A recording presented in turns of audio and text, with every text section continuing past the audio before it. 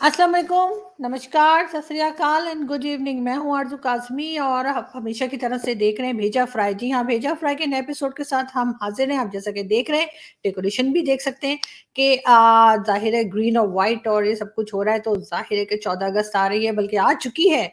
और आज समझे जैसे ही 12 बजेंगे, उसके साथ ही पाकिस्तान में सेलिब्रेशन शुरू हो जाएँगी 14 अगस्त की। और सबको बहुत-बहुत मुबारक हो कि पाकिस्तान को क्रिएट किया गया। जो लोग पाकिस्तान में मौजूद हैं, जो पाकिस्तानी हैं, चाहे पाकिस्तान में हो, चाहे पाकिस्तान से बाहर हो, हमें उन सबको मेरी तरफ से मुबारकबाद। और बहुत से लोग, हमारे बहुत से इंडियन फ्रेंड्स कहते हैं कि जी पाकिस्तान का इंडिपेंडेंस डे नहीं है, बल्कि पाकिस्तान को क्रिएट किया गया था। तो आप लोग या तो एनिवर्सरी मनाया करें या बर्थडे मनाया करें। तो भाई आपका जो दिल चाहे आप वो समझ लीजिए। और यहाँ पे जो लोग बर्थडे मनाना चाहते हैं, बर्थडे मना लें, जो एनिवर्सरी करना चाहते हैं, एनिवर्सरी उसको कह लें। और जो लोग इंडिपेंडेंस डे कहना चाहते हैं, वो इंडिपेंडेंस डे कह लें। हमें किसी से कोई प्रॉब्लम नहीं है, आपकी मर्ज़ी है, जो समझना है समझते रहिए। लेकिन बात सारी ये है कि इस 75 इयर्स में पाकिस्तान ने क्या खोया, क्या पाया, पाकिस्तान कहाँ तक पहुँचा, इसके लिए हमारे मुसलसल हमारे शोज़ जारी हैं। और हम ऐसे लोगों को बुला रहे हैं जिनको ज़ाहिर है कि इस बारे में नॉलेज है ज़्यादा, और हम उनसे समझने की कोशिश भी कर रहे हैं कि जी पाकिस्तान को बेहतर कैसे बनाया जा सकता है। बहुत सी गलतियाँ पाकिस्तान ने की हैं माज़ी में और अभी तक करते ही चले जा रहे हैं। लेकिन हमारी कोशिश है कि कोई तो थोड़ा-सा हमारी वीडियो देख ले, और उसके बाद ना सिर्फ़ हमारी बल्कि बाकी लोग भी जो वीडियोज़ बना रहे हैं उनकी वीडियोज़ भी देखें। और जो अक्लमंद लोग, जो पढ़े-लिखे लोग, जो काबिल लोग पाकिस्तान में मौजूद हैं, जो पाकिस्तान से बाहर हैं, इवन जो हमारे हिंदुस्तानी दोस्त हैं, बहुत से ऐसे हैं जो बहुत ज़बरदस्त किस्म की बातें करते हैं, और वो पाकिस्तान के लोगों को और पाकिस्तान के एस्टेब्लिशमेंट को सुनने की ज़रूरत है। ताकि पाकिस्तान के साथ जो प्रॉब्लम्स रही हैं, या पाकिस्तान ने जो प्रॉब्लम्स क्रिएट की हैं दूसरों के लिए भी, वो लिस्ट थोड़ी कम हो जाए, और ऐसी बातों की लिस्ट जो है वो बढ़ जाए, जिसमें ये हो कि पाकिस्तान ने किसी के साथ अच्छा किया, पाकिस्तान ने प्रोग्रेस की, पाकिस्तान एजुकेशन फील्ड में और इसके साथ-साथ टॉलरेंस लेवल बढ़ा है, और साथ ही इकोनॉमी बेहतर हुई है। इस किस्म की खबरें जो है पाकिस्तान की तरफ से आना शुरू हों। और इसके लिए सबसे बड़ी बात ये है कि जो गलती हमसे होती है, हमें उस गलती को मानना पड़ेगा, और उसके बाद ही हम कुछ कर पाएँगे। लेकिन ख़ैर चलिए, आज का भाषण मेरा यहीं तक। हम आगे चलते हैं न्यूज़ की तरफ। और जी सबसे पहली न्यूज़ हम आपसे बात करेंगे बिलावल भुट्टो ज़रदारी की। जी हाँ जी, बिलावल भुट्टो ज़रदारी जो हैं, आप लोग जानते ही हैं आजकल हमारे फॉरेन मिनिस्टर हैं। तो जी बिलावल साहब का कहना ये है कि जी जो नुपुर शर्मा का केस है, उसके ऊपर बीजेपी की गवर्नमेंट जो भारत में है, उन्होंने कोई काम नहीं किया।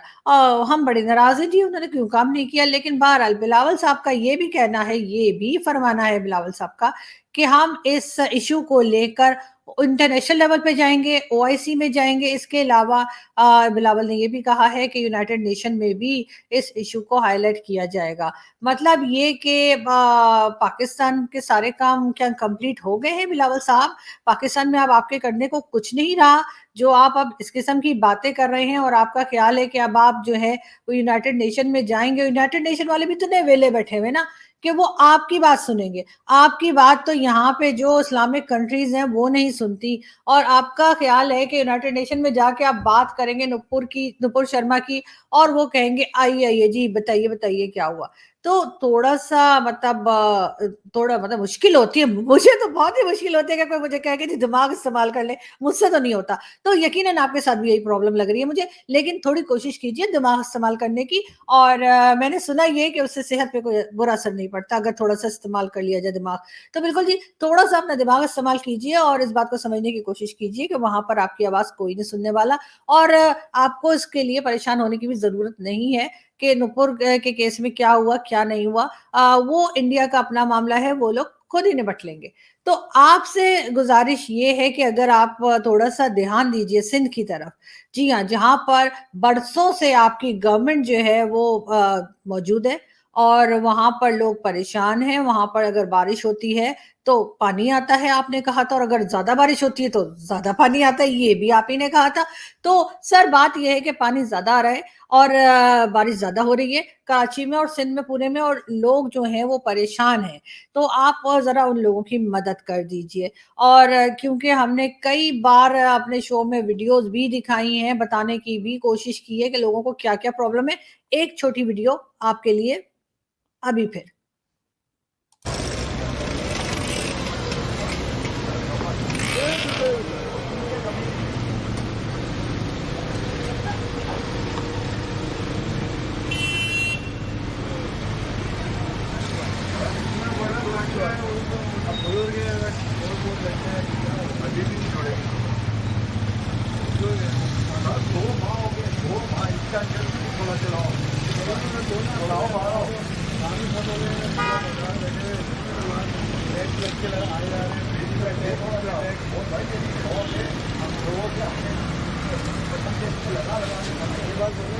इनके जमादार जो हैं यहाँ पे, यानी कि उन लोगों को नहीं देखा मैंने कभी। यहाँ गलियों में काम करते हुए वहाँ बैठे हुए होते हैं 2-2 घंटे, 4-4 घंटे बैठे हुए काम नहीं कर रहे होते। ये कितना दिन से पानी खड़ा है, वो वहाँ बैठे हुए होंगे, आगे काम नहीं करेंगे, मैं कैसे गिराऊं?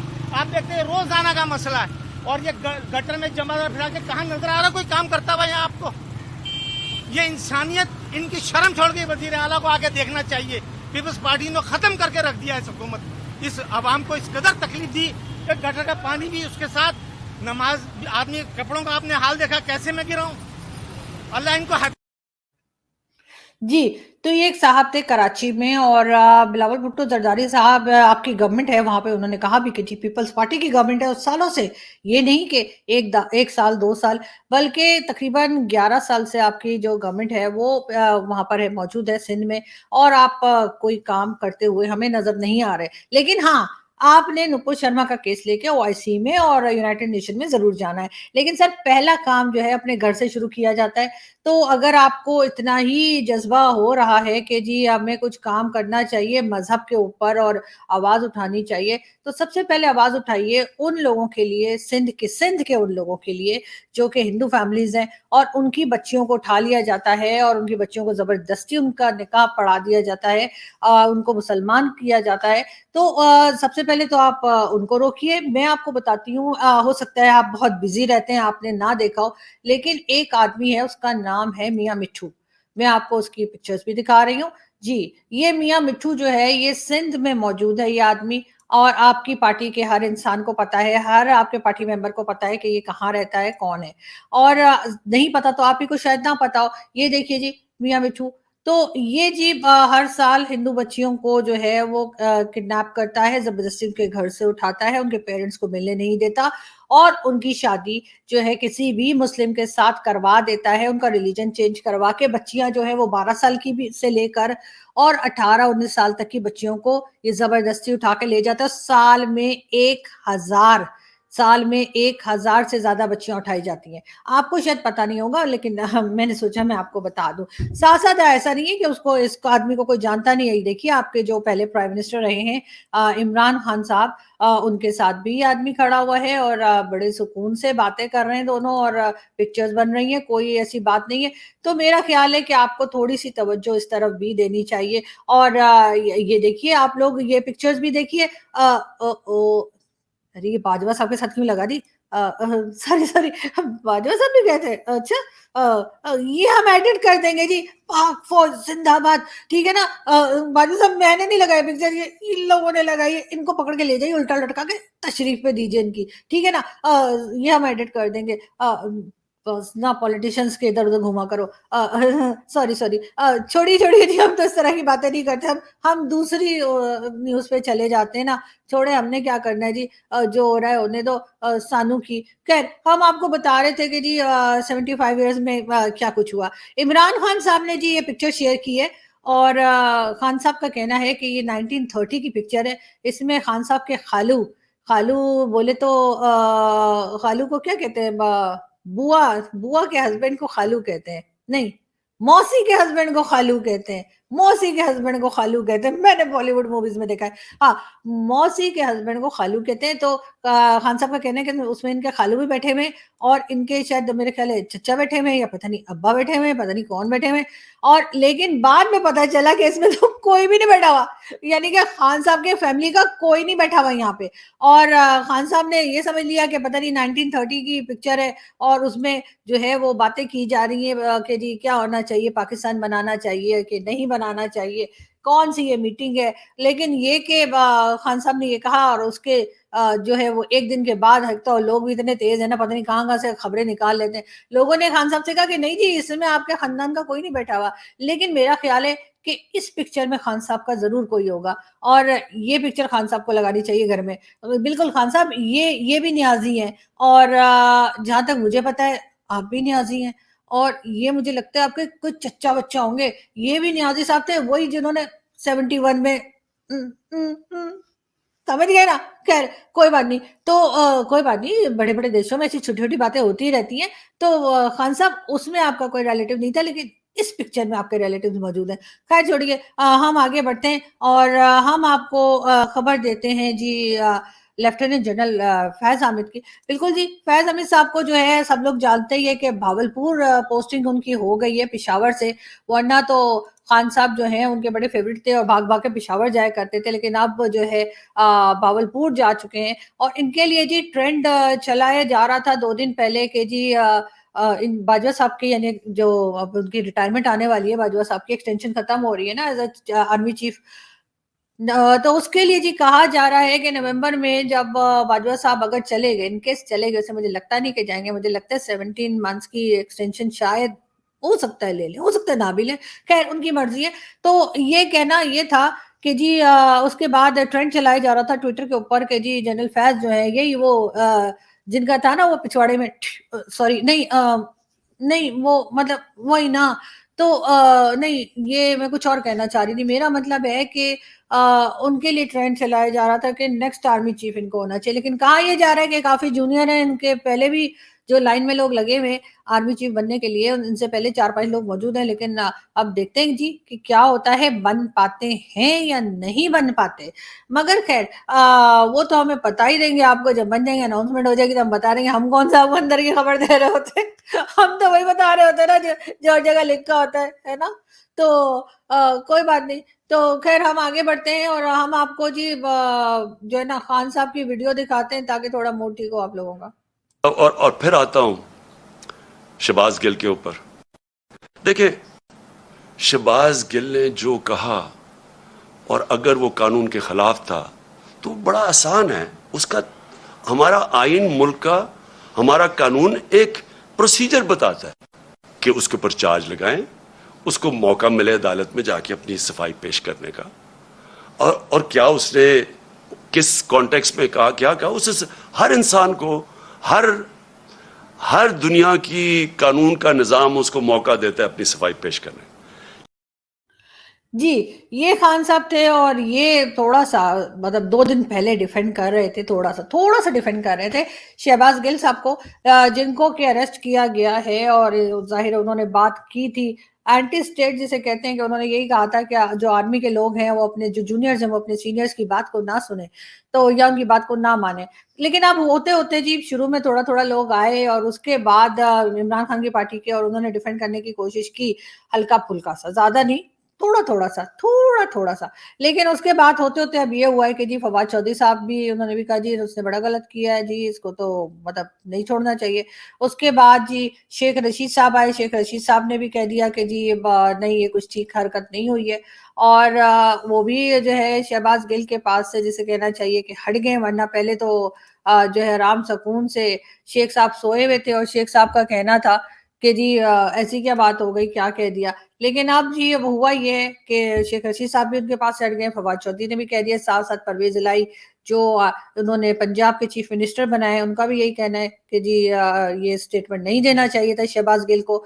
साथ ही साथ शहबाज गिल साहब ने जिस टीवी चैनल को ये इंटरव्यू दिया था, यानी कि एआरवाई न्यूज़ को, उसका एनओसी जो है वो कैंसल कर दिया गया है और उस चैनल को फ़िलहाल वो चैनल बंद है पाकिस्तान में। और अगर कहीं और चल रहा हो तो मुझे नहीं पता। आप लोग अगर देख रहे हो और आप में से कुछ मुझे लिखना शुरू कर देंगे, हमें तो नज़र आ रहा है, तो हमें तो हमारे घर में नहीं नज़र आ रहा। वैसे ख़ैर, तो बहरहाल उसको जो है वो कहा गया वो माफ़िया माँग रहे हैं, वो चैनल वाले कह रहे हैं कि जी 4000 के करीब उनके एम्प्लॉइज़ हैं जिनके साथ बड़ा बुरा हो गया है और ज़ाहिर है अगर चैनल बंद हो जाएगा तो उनका रोज़गार चला जाएगा। लेकिन मेरे ख़्याल है कि गवर्नमेंट को इसके ऊपर ज़रूर सोचना चाहिए और जो हमारे होम मिनिस्टर हैं आजकल उनको भी इस पे देखना चाहिए और एस्टेब्लिशमेंट को भी जो है वो, हालाँकि एस्टेब्लिशमेंट का अपना ही चैनल है भाई, वहाँ पे वही कुछ होता था जो एस्टेब्लिशमेंट चाहती थी, यानी एस्टेब्लिशमेंट का एक ग्रुप जो चाहता था। लेकिन ये कि वाक़ई में 4000 के करीब लोगों से उनकी जॉब्स ले लेना और उनको जिसे कहना चाहिए फाके पे मजबूर कर देना कि जी ना उनके बच्चे स्कूल जा सकें और ना वो लोग अपने बिल पे कर सकें, ये बात सही नहीं है। तो आप ऐसा करें कि आप चैनल को फाइन लगाइए और इतना फाइन लगाइए कि उसके ओनर की ना ऐसी-तैसी कर दें।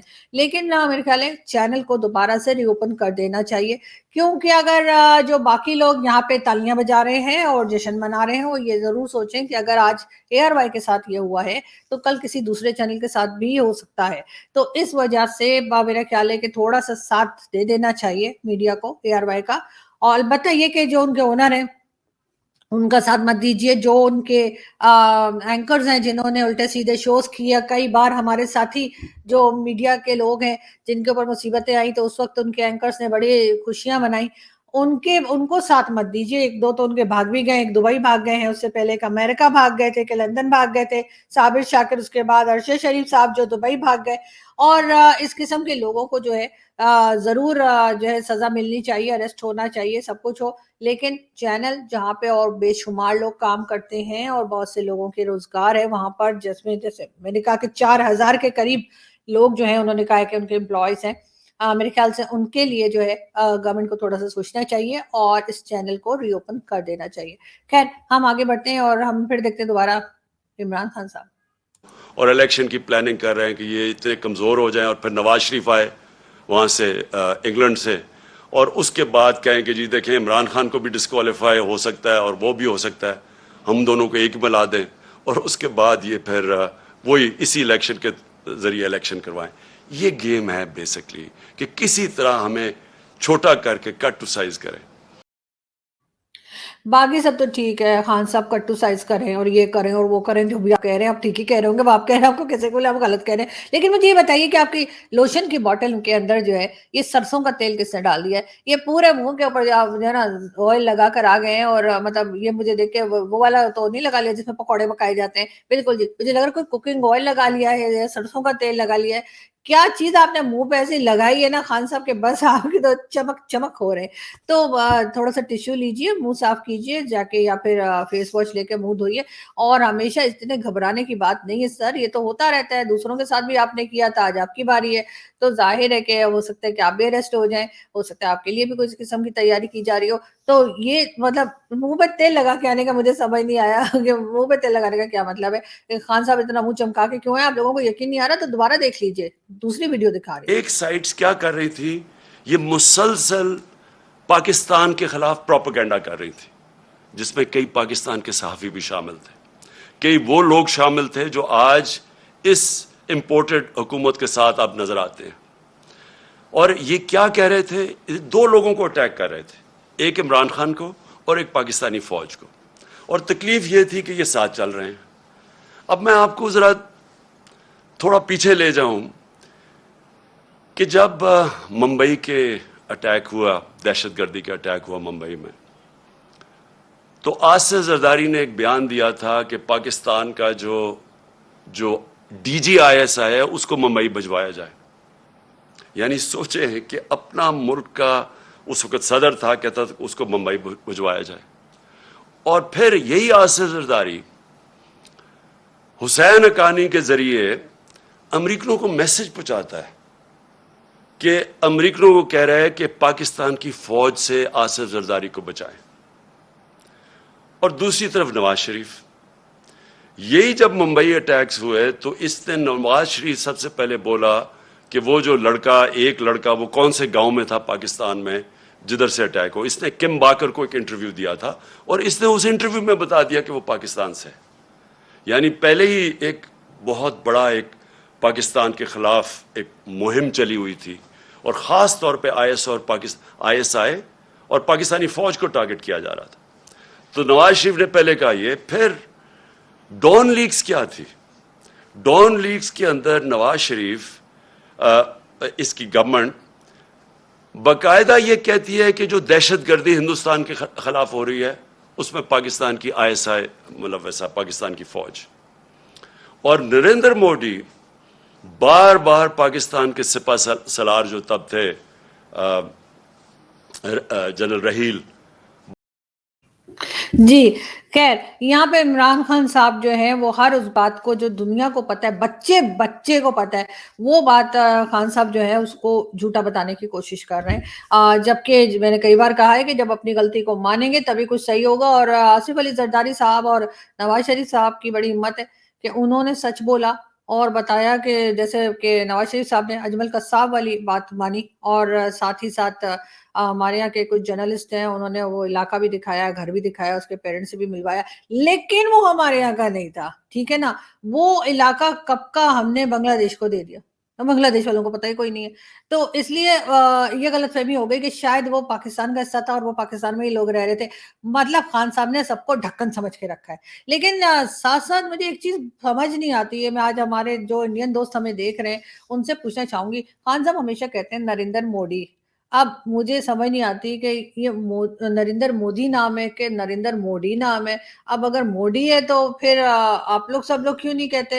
इंडियन टीवी पे भी मोदी जी बोला जाता है, और लेकिन इमरान खान साहब जब भी कहते हैं नरेंद्र मोदी कहते हैं, और मुझे अभी तक कन्फ्यूजन है कि असल में नाम क्या है इंडियन प्राइम मिनिस्टर का। अब ये मैं सोच रही हूँ, मेरी समझ में तो कुछ नहीं आ रहा। अगर आप लोगों की समझ में आ जाए तो हमें भी बता दिएगा। खैर, हम चलते हैं अपनी अगली वीडियो की तरफ, और उसके बाद हम आपसे इजाजत चाहेंगे, क्योंकि फिर कल मिलेंगे। अभी कहीं नहीं जा रहे, हम इधर ही हैं और आप भी इधर ही हैं। हम कल फिर मिलेंगे, लेकिन जाते जाते एक वीडियो और।